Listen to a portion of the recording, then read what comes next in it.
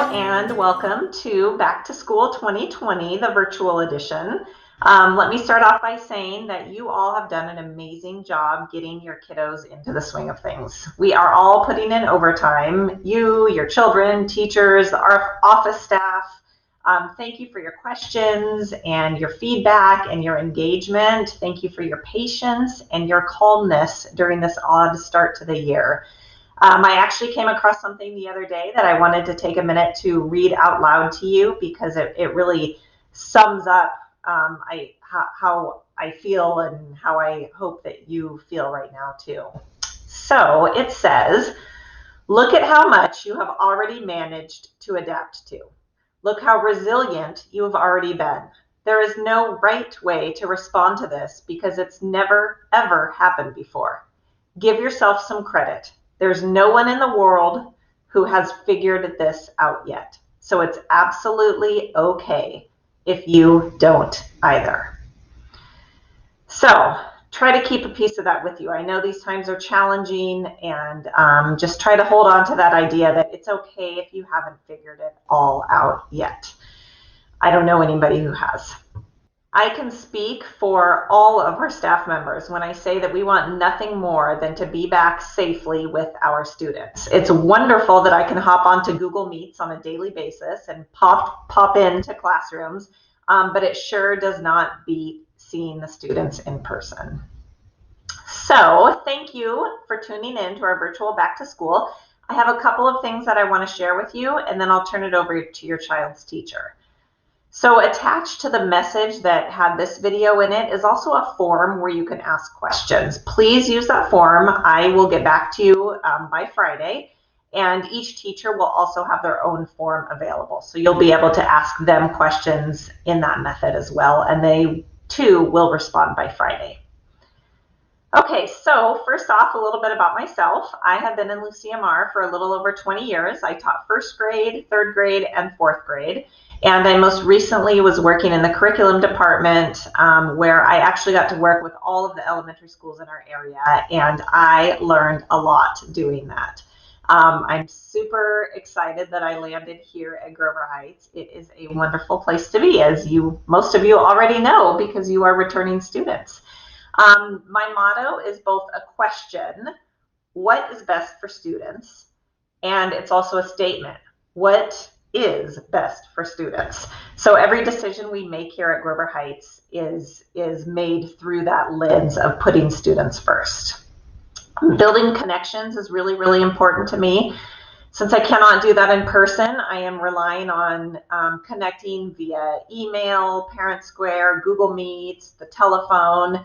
I appreciate all of the questions you have been asking and the feedback you have been giving. We've really made use of that and made changes and are continuing to make changes due to the feedback. So thank you for that. I'll be holding regular check-ins. I'm calling them parent principal coffees. Weekly for the month of September, and then probably monthly after that. We'll just see how things go. I'll be able to use this opportunity to give you any updates, answer any questions. I'll record these and put them on Parent Square so that if you can't attend, you can still see what we're talking about.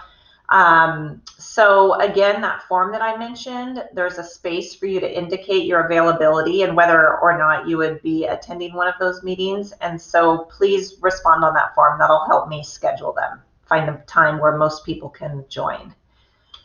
Okay, on to some general school information. I wanted to give you a quick update on the social emotional component of distance learning. As you know, students in general might be struggling now more than ever with connecting with others.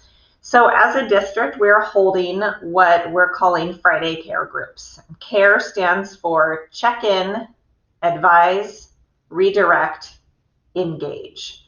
So this Friday Care meeting time allows teachers to focus on critical skills to help students build resilience during distance learning. We ask the students to rate their feelings on a simple scale, and that information helps the teacher know if anybody needs a little extra help. So TK through third grade students are learning about that scale for these first few weeks. If you are a parent of a 4th through 6th grade student, ask your child what the scale is. Ask them what the different colors are and what feelings are associated with those colors. and definitely start that conversation with your children. So these meetings are not counseling sessions. They're more like an advisory class at the middle or the high school level. Students are in smaller groups of 20 or fewer, and they have time to connect with one another. They have time to connect with their teacher. They learn some different strategies and skills that will help them during this time. If students do ask for help, or if they do indicate that a counseling session might be helpful, then all the regular procedures, including asking for parent permission to engage a student in counseling, all of those regular procedures are followed. Our care meetings at Grover Heights are every Friday from either 9 to 9:30 or from 9:30 to 10. So if you're not sure which group your child is in, definitely reach out to their teacher. And that login meeting counts for the synchronous part of the day. So your child after that may have some small group interaction. They might have some work to complete, some homework to catch up on, but that first care group login is what counts for the day. This year we'll also be adopting a social emotional curriculum that we can implement either during distance learning. It's also something we could implement once we return to in-person learning. So we hope to have something in place by the end of the first trimester. Another exciting program I want to tell you about is called One School, One Book. And the goal of this program is to help foster a love of reading, to build community, to increase literacy. It's a really fun way to do all of those things. So the basic idea is that each family in the school receives a copy of the same book, and we read it together. We ask families to read a portion nightly, or we provide read aloud so that you can listen together. We talk about the book in class. Siblings are reading the same book. Little buddies, big buddies are reading the same book. Staff members are all reading the same book. So as you can imagine, this can prompt some wonderful conversations about what everyone's reading, whether you're in kindergarten, 6th grade, anywhere in between, whether you're the adult involved. It's a really fun way to get connected. So we're planning on starting One School, One Book in the fall, but don't worry, we're not rushing into it. We know everyone needs some time to get settled. And speaking of reading, we are very excited that we will soon have the chance to let students check out books from our very own Grover Heights Library. And here's Miss Jackie to give you a sneak peek of what's to come. Hi, Grover Heights families. This is Mrs. Jackie in the library, and I'm just here to show you a little bit about accessing our library online. Here I am on the Grover Heights Elementary School website. If you hover over Academics here and then scroll down to Library Media Center and click on that, that will take you to our library page. There's lots of fun stuff on this page. There's pictures of the kids. We also have links over here on the right, information about box tops, which has changed this year. Also read alouds here. This is picture books and chapter books that we've been recording and reading and recording online. So that's the link there. And there's also a link here that will send you to our Grover Heights Library collection. And there will be another video on that coming out soon with more information. So bye for now. You can go ahead and click on that link and check it out now. We will be sending out some more directions next week, but you are welcome to check out the link a little bit later on after all the videos. Okay, so I wanted to also let you know about our supply pickup plan. We are adjusting as we go, and right now we're planning on having supplies available for pickup the first and the third Friday of the month. So these would be maybe if your child's teacher has some math workbook for them to pick up, or if they need some extra paper or something like that, they would have that put together for pickup. So we'll have the supplies out on the tables from 10:30 to 3:30. The first and the third Friday of the month, and your teacher will notify you if you have supplies to pick up. Not all classes will have things that they need to get picked up. So this Friday, September 4th, will be our first pickup day, and actually this Friday we'll be out there until 5 o'clock. So come by anytime between 10:30 and 5 if your teacher has supplies for you. We'll have everything set up on the grass, and please practice social distancing when you pick up your supplies. All right, moving along to attendance, and we are almost finished. Attendance continues to be just as important during distance learning. If your child is sick, please call the office and let us know. You can email a picture of the doctor's note if you have a doctor's note. If you are experiencing internet or power issues, then please let your child's teacher know right away. You can also let the office know because it might be something that we can help with. All right, one very last thing, please join our Grover Heights PTA. A video went out last week that talked about how to join and why you should join. So this is a great group of people committed to the students, and they have some vacancies on their board that they need to fill. So please consider, please definitely join as a member and consider joining, running for one of the board spots if you are interested. Okay, I am now going to turn everything over to your child's teacher. Thank you for checking in. Please make sure you fill out that form if you have any questions. If you need anything, please don't hesitate to contact us in the office. We are here to help and support however we can. So thank you so much. Have a wonderful rest of your time. Hello, second and third grade families. Thank you so much for joining me at our virtual back to school night, and welcome to a new school year. If we haven't gotten a chance to meet yet, my name is Miss Trumbo, and I'm very excited to be your child's teacher this year in our second and third grade combination class. Here is my email if you ever need to reach me. That is one of the easiest ways to reach me, as well as Parent Square messaging. I went to Cal Poly for my undergrad for my teaching credential, and I am looking forward to going back a third time to get my master's in curriculum and instruction in just a couple weeks here. This is my 5th year teaching and my 3rd year at Grover Heights. Please don't feel like you need to be writing down all this information as I go. On our next supply pickup day, Friday, September 4th, I will have a printout with all the information I'm going over here as well for you. A quick note about combination classes. So we have these in order to keep our class numbers down, which means that if we have fewer students in a class, the teacher will be able to work with each student more, which is really what we want. All students will be taught according to their grade level standards. Second grade students in a combo class will be learning second grade standards. Third grade students will be learning their third grade standards. Now, some of those standards overlap very easily, so some of the learning we'll be able to do all together, and then some of the learning we will have to do separately. I'll get into what that'll look like for each subject a little bit later in this presentation. Something great about combination classes is it gives a lot of opportunities for small group instruction, which I use a lot in class. For our schedule, the best place to check our schedule is in Google Classroom. I will give you an overview of our weekly schedule, which I'll typically post on Sundays to get you ready for the week. And I will also post detailed daily agendas every day in Google Classroom. Now, I do my best to stick to the weekly schedule to make sure I'm not changing too much up on you, but unfortunately, not all plans that I make are going to work out that way, and I might have to change some things throughout the week after I see how the lessons are going with students. So those detailed daily agendas are really going to be where the most information is and that are most updated as well. But do come back to the weekly schedule throughout the week because I will update that if I need to. So here's an overview of what our schedule might look like. We have 3 live meetings a day, so that means on Google Meet, all students are together at that time and I am teaching live.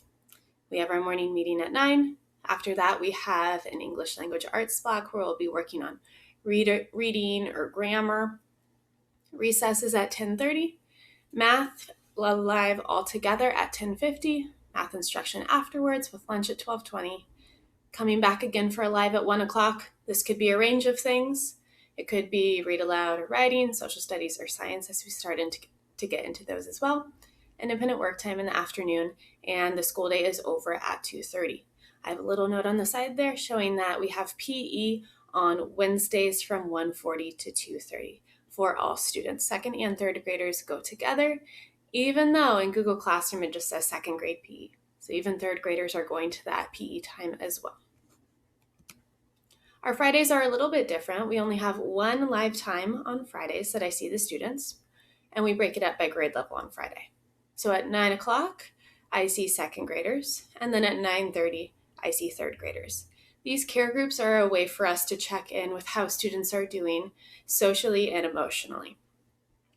Fridays are made for making up work throughout the week, just in case they couldn't get to anything. And eventually I'll also be pulling some students or some groups on some Fridays for reteaching, or in case they miss something during the week, some one-on-one help, or they might have some projects to be working on as well. Right now we're using it as a finishing up this week's work time. And then on Fridays, dismissal is at 2 o'clock. A great place for students to check their assignments for the week is on our to-do list on Google Classroom. They will find that when they look at the classes before they even click on mine. There's something that says to do at the top. If they click on that, they can see everything that they need to do that day or throughout the week. So that's a great way for them to stay on track and see what they need to do. And just as a reminder, if they're doing any paperwork, so any writing with paper and pencil, they can go ahead and take a picture of it with their Chromebook and upload it to our daily document that I post in our Google Classroom as well. Since we are doing a lot of time on Google Meet, here are a couple tools and tips for you that you can help your children with, just in case they don't know these already. I found these to be very helpful. The Control-D shortcut allows them to mute and unmute themselves so they can quickly chime in and answer a question and come back out, because sometimes it's really hard to find it on the screen. Same as that, Control-E will turn on and off their video. If you're looking for more technology tips, I do have a tech tips area in our Google Classroom. It's all the way at the bottom of the classwork page, where I've been working on a couple videos to post there that have been walking through some things that I've seen the students needing in class, like how to take a picture of their work with a camera, how to make a text box if they can't type online and something disappears. So keep looking there. I'll keep making videos as I see things come up to hopefully assist families and students as well. If you are having any internet issues on a certain day, please go ahead and contact the office and they can see what they can do to help you with that. Another program that we have this year to help us out with distance learning is called Go Guardian. The district purchased this for all teachers. And what this does is this allows me to view what students are doing on their computers just throughout the school day. So I'm able to see if they're able to find the assignments in Google Classroom, if they're working on them, if they're having any issues with those. It's also a really great communication tool, which will allow me to call them if I need to, or chat with them if I see that they are in need of some assistance on some assignments. So this will be another tool that I will be using to make sure that students are doing the work that they need to during the independent work time. For our class Google Meet expectations, students and I came up with these together. So it'd be best if they could find a spot that they can focus in. I do expect them to turn off their microphone when the timer ends. Each day I have a slide up with the timer counting down to allow students to be coming in. They're able to have their microphone off and chatting with each other if they would like to during this time, or to be typing chats in the chat box and chatting. That is fine with me as well. But when that timer ends, I would like those microphones back off, the chatting to stop, so we're ready to listen to whatever the lesson is that day. Their mics will stay off unless they're sharing something or asking a question. This just makes it a lot easier so we don't have a lot of background noise, so then students can hear each other. If they'd like to share something, they can go ahead and raise their hand. Typically, I will be able to see all of the students. Sometimes I won't if my extension for that isn't working, but I will let them know if that isn't working, so then they can also just chime in if they have an idea or type it in the chat as well. If possible, it'd be great for them to try to save eating and bathroom breaks for either their independent work time or recess and lunch, so time when they're not supposed to be on Google Meets. But of course, if they need to, that's all right. And like I said, take a break if you need to. So if they need to just quickly stand up, stretch it out a little bit. If they're not used to being sitting this long and in front of a screen, I know it can be difficult. So I am fine if they just need to take a quick break, get some water, and then come on back. They don't need to ask me about that. As far as our classroom procedures, students should be able to log onto their Chromebooks independently, follow our Google Meet expectations that I just went over, find their daily schedule in our classroom, and be able to look at what they need to do next instead of coming to ask me or to ask you. I'm done. What do I need to do next? So getting some more independence there. Be able to find things and navigate our Google Classroom, as well as Clever, where I'm going to have some other apps and learning tools that they'll be needing throughout the day. And something that we are still working on and will be for a while is attempting to contact me with questions. So that might mean leaving a comment on something in Google Classroom that they're confused on, or sending me an email. So again, trying to get some of that independence, because I know that you are all busy at home. So hopefully instead of coming to you first, they will try to be contacting me with questions, since I will be there on my computer and hopefully able to help them very quickly. All right, so starting to get into some of the curriculum. Here's where I'm going to break down what it's going to look like in our combo between 2nd and 3rd grade. So math is one of those subjects that I will need to split up between the grade levels. We will start all together in our math time as our whole group, our whole class. And that live time will consist of a number talk or a different kind of number sense activity. So this is appropriate for both grade levels, really understanding numbers, seeing them and seeing how they work, getting different strategies for things like adding and subtracting. So we'll start with that all together. Now, after our live, I'll be alternating who gets a live lesson each day. So the way that we're planning it right now, which hopefully this will work out and we'll be able to keep it like this all year, is I will be doing our 2nd grade live lesson on Monday and Wednesday. That means I'll give them a quick break after our live whole group lesson. The 3rd graders will go and do some independent work and watch a video that I have pre-recorded for them. The 2nd graders are going to stay with me, and we'll keep working all together on math in our Google Meet. And then it'll flip on Tuesday. 2nd graders will go watch a pre-recorded lesson, do their math work, and then 3rd graders will stay with me as we work through our math all together. So we'll be switching off every other day. And then at the end of those math times, I will have some extra office hour availability. So that means I will just be here in my Google Meet. If students have a question on their math that day, they can pop in and ask me regardless of grade level. So math will be one that it is separated every day after our first quick whole group number talk or number sense activity. Here's a little overview of some of the math concepts that 2nd and 3rd graders will be learning this year. I put the investigations picture up there. That is the math curriculum that we are working with. So in 2nd grade, some things that they are working on: solving addition and subtraction through 20, starting to think about equal groups to get them ready for multiplication for 3rd grade. I'm really still working with place value. That is the foundation for almost everything in math as they continue on in the grades. Starting to work with measuring and estimating lengths, time and money, so thinking about digital time, analog time, different coins, adding them up, representing and interpreting data by looking at graphs and collecting data, and thinking about geometry as well with shapes and attributes. In 3rd grade, we are getting into multiplication and division within 100. So by the end of the year, hopefully having their multiplication facts up through the times 10s. Still using that place value understanding as we get into more complicated addition and subtraction problems as well. Starting to get an idea of fractions as numbers. Again, some more measurement problems, representing and interpreting data as well, thinking about things like line plots and different types of graphs. Also getting into area and perimeter, and getting back to shapes and their attributes and building on what they learned in 2nd grade. So English language arts is an area where we are going to be able to do both. So some of 2nd and 3rd grade will be together, but some of it will be separate in small groups. In reading, we're going to go ahead and focus on strategies for comprehension and accuracy to help them become stronger readers.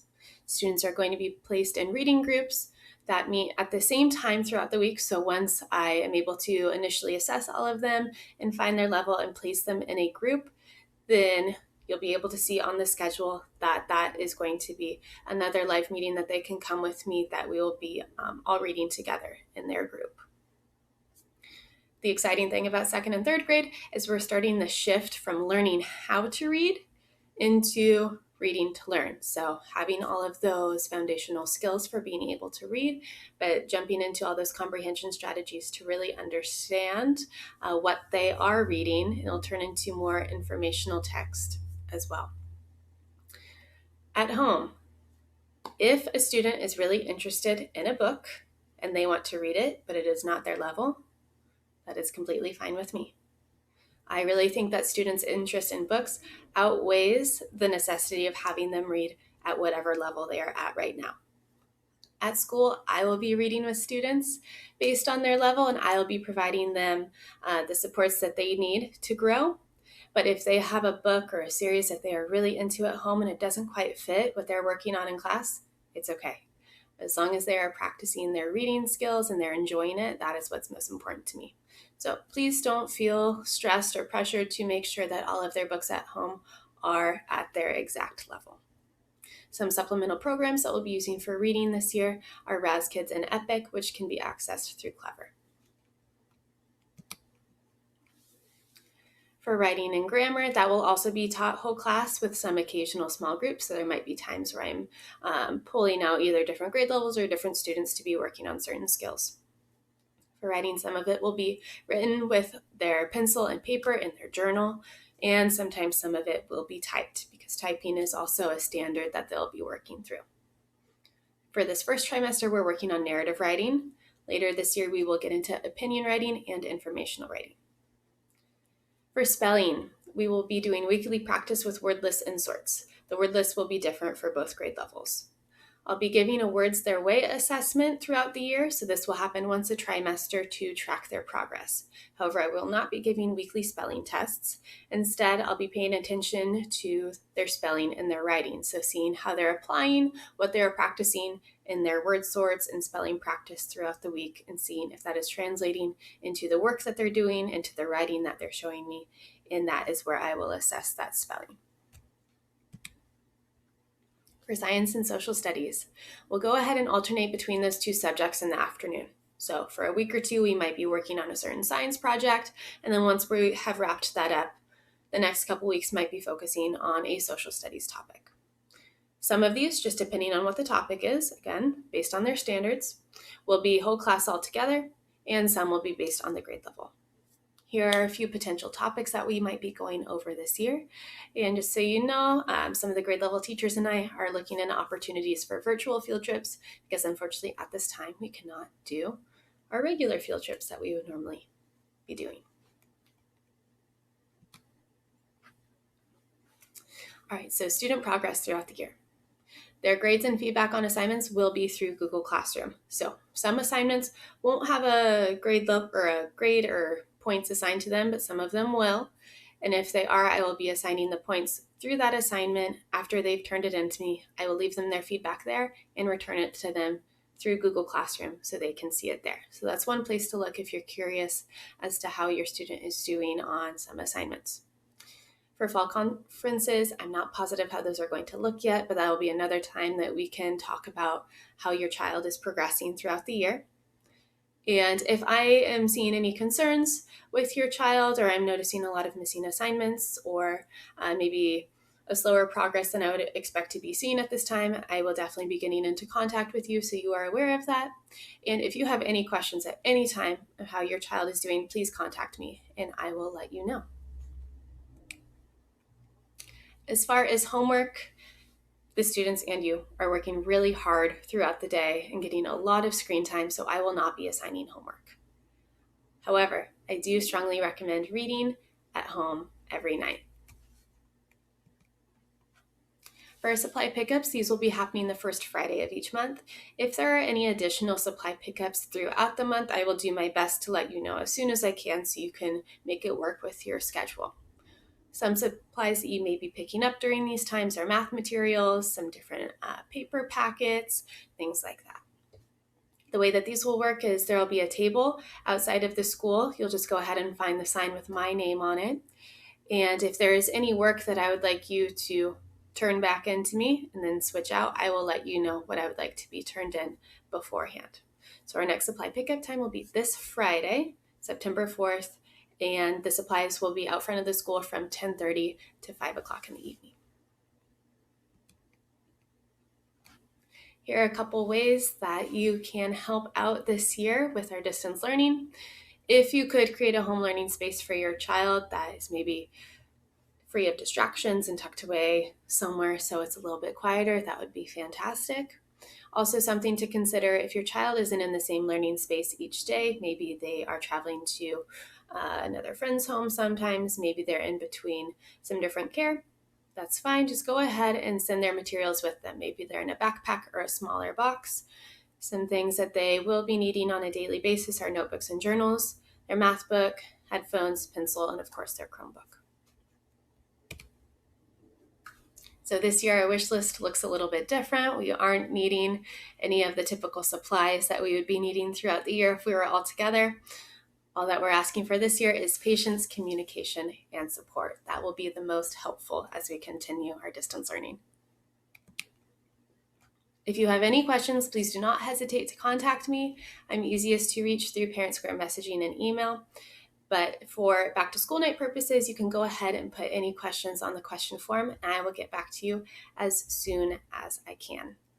Thank you so much for watching. I'm really looking forward to this year together.